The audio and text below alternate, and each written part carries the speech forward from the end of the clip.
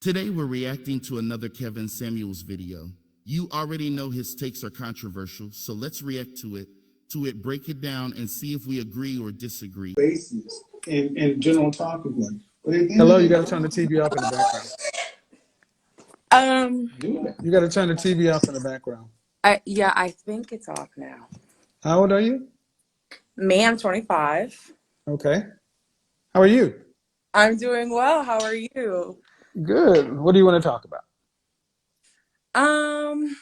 I want to talk about how to make these concepts more digestible for my age group. I date someone who's older, and he is the one who really brought me to your content, and it took me a while to really accept what you're saying. I know that I'm a rather sensitive person, so a lot of times I'm like, he's so mean, but like after seeing how women respond to you and really catching on to the patterns, I'm like, okay. And so it's taken me a while, but now I really kind of see. When you say digestible, what do you mean? I think that women in my generation, especially people who want to be married and have successful relationships, have a lot to learn and a lot to gain from the things that you say, but get so caught up in maybe what comes off as insulting or, I don't know, intimidating, that they miss the rest of what they would otherwise agree with or see as valuable information. Okay. It's meant to do that. Yeah. Yeah, because your generation has been told you can have everything and there are no limits. Mm-hmm. And your world is your oyster. It's called a pattern interrupt. Mm-hmm. It's meant to shock you and get your attention to realize that, guess what? You've been lied to. You can't have it all. You have to make choices. There's a movie called The Matrix. Came out in 99, 2000. I don't know if you watched it before. My older boyfriend showed it to me during the pandemic. So it's all right. Yeah. So when Neo was given a choice between the blue pill, which is the good feeling, go back to sleep and believe whatever you want, or the red pill, do you remember what happened to him? The shock of that system? Waking up, oh shit. But in order to become who he needed to become, he needed to wake up. Mm-hmm. If the media messages have been telling women, don't worry about it, postpone marriage, later, and you can do whatever you want, so on and so forth. Why do you think that message exists? Because one, it keeps more consumers in the market. Two, Mm-hmm. women spend more than men. The messages are for the 73% of women who spend the dollar. So I get it. The message is shocking. It's because you guys are more asleep than any other generation. My generation didn't realize how asleep we were. Then the next generation is more asleep than that, and the next generation is more asleep than that. My generation is just now starting to come around and say, you know what? We didn't know these things. So the need to shock your generation into reality with Cosmopolitan lying to you ladies to sell you tampons, vacation homes, pianos, and everything else, while those women were married and had their kids, is important. Mm-hmm. So I have moderated my message quite a bit. I moderated it quite a bit. And I do my level best to try to have one-on-one conversations. But if you think of the shock as a result of how bad the problem is. Have you ever had to have you ever been in a hospital before? Yeah. A broken bone or anything? I had a surgery. I've never broken a bone. Did you have to did you have to actually go under? Yeah. Did they give you pain shots and everything afterwards? Mm-hmm. Mm-hmm. Okay. The painkiller they gave you after the surgery matched the level of pain you had. Mm-hmm. That's the strength of the painkiller. But as you got better, you went from strong narcotics, opioids, to lesser, to eventually to Tylenol or to ibuprofen, to where you could just kind of get over it. But as you healed, the strength of the medication decreased. Mm-hmm. But the strength of the painkiller was a response to how hurt you were. Yeah. That's what my message is. I reflect what I get back. Mm-hmm. Does that make sense?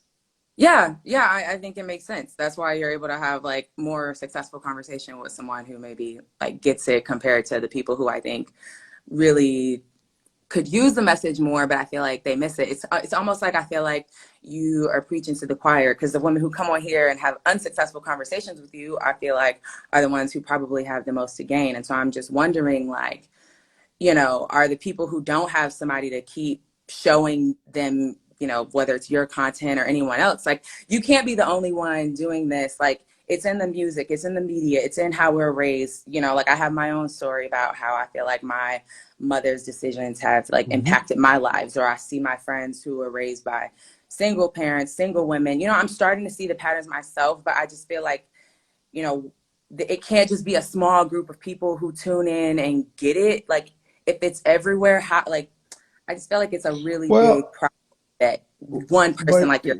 fix. that's true. And I didn't go looking for this. Yeah. Like I said Monday, I'm the hero you got. I may not be the one you want. I'm the one you got. But look at how far it's come since May of last year. It's getting out. And let me back up. Number one, the person I'm talking to is the person I'm talking to. But what you don't see is the people who are at home saying, you know what? I didn't realize what my thoughts sounded like coming out of someone else's mouth until I heard it. I Yeah. get letters from women saying that, oh my God, I saw myself in her and I did not like it. So it's a teaching experience. That's one path. Another path is just like most, it shocked me, it bothered me, but then they keep coming back. And it's like, I didn't like you, but then I finally got over it.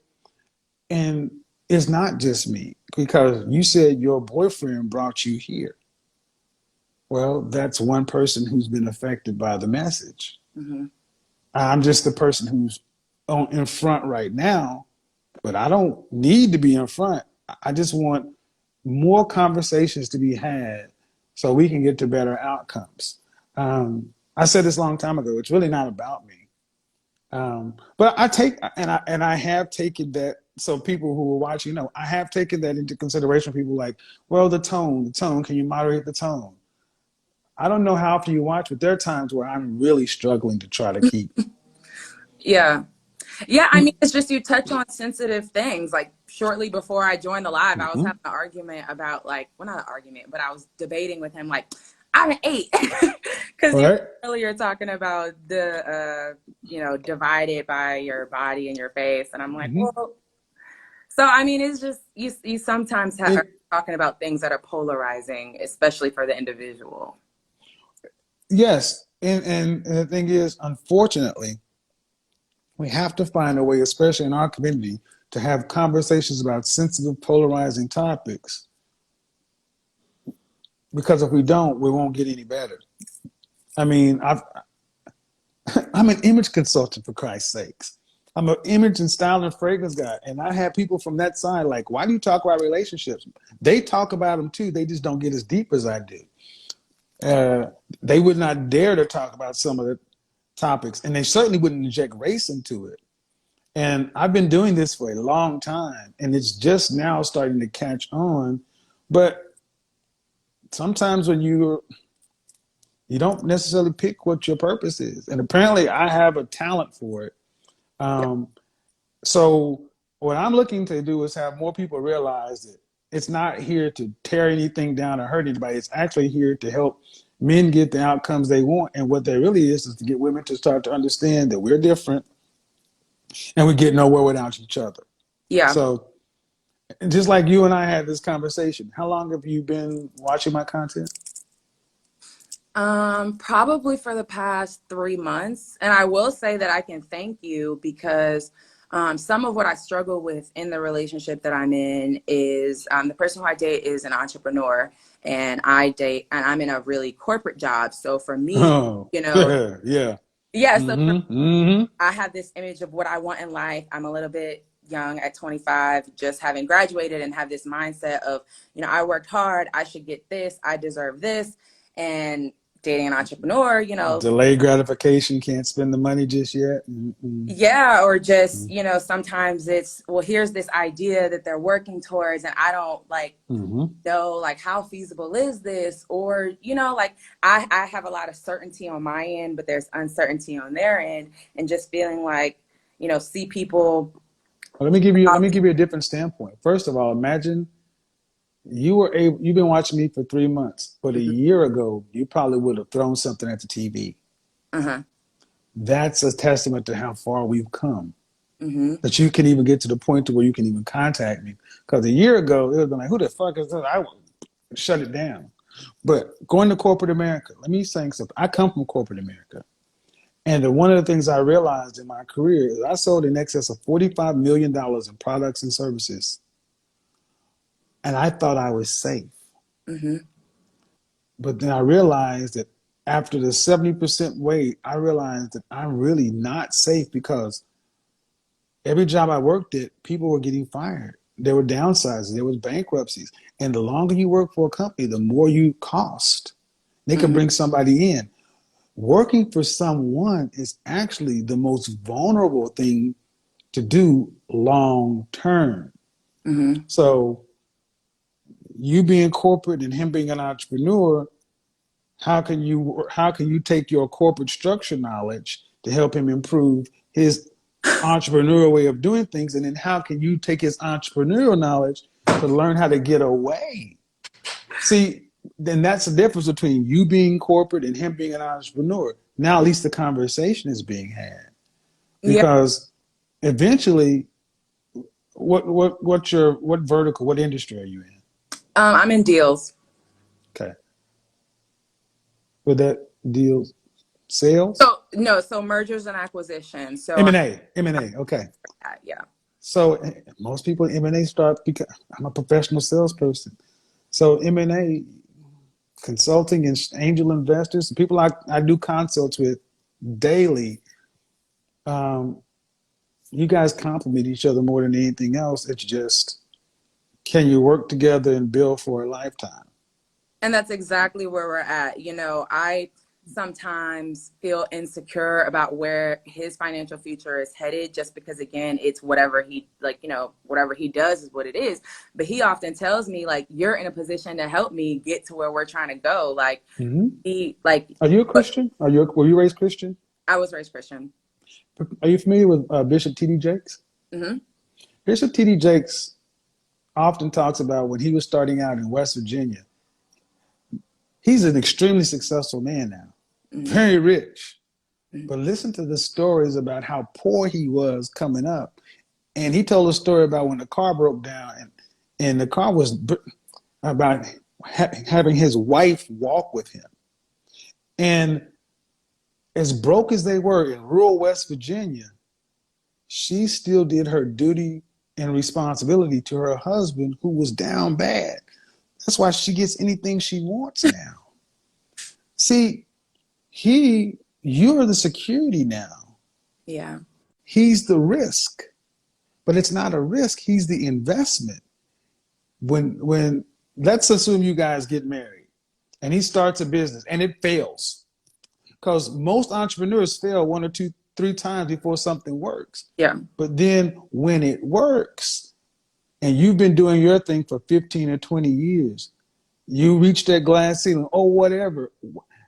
There's an ability to come and take these skill sets and take it over here to where you employ your own children and employ your own community, to where you have the option to stay here or there. That's actually the smartest way. One in, one out, because then you're not beholden to anybody. Yeah.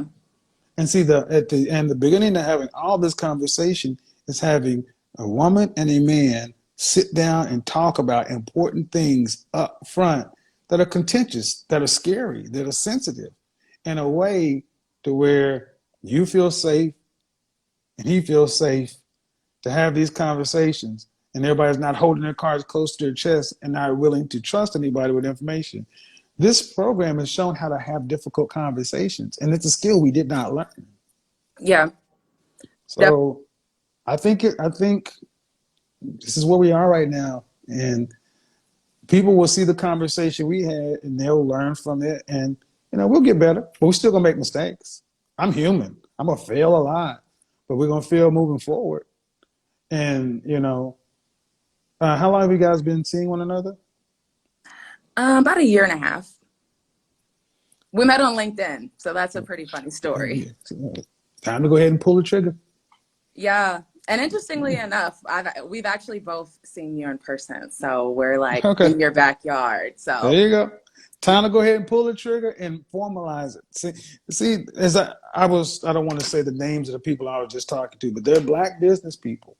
And I think we need to hear more from our business class and less from our, no offense to our entertainers, musicians, athletes, entertainers. We need to hear more from our business class so we understand the investment. It's not risk, it's investment. It's only risk if you don't plan on being there the long term. It's an investment if you plan on being there. investment in being in business. Yeah. Well, like you mentioned his business. Right. Whatever, even from failures, trust me, go back and watch some of my videos go back to the earliest videos and look at how shitty they were. But there was all investment to get here. Mm-hmm. But I would not have had the benefit of the ROI now if I had not been willing to fail in public. They keep pulling my pictures and roasting me left and right. Failures. But what they don't talk about is what I'm talking about now in the results. And I don't worry about it because I knew back then why I was doing what I'm doing now. And see, that's the power when a man and a woman really get on the same page and start talking about practical stuff, pragmatic stuff. That's our true nature. CIA, FBI complementing one another versus I got this, you got that, and I'm good, you good. Yeah, we both be good, but we're not great alone. We're better together. So appreciate it, sis. Have a good one.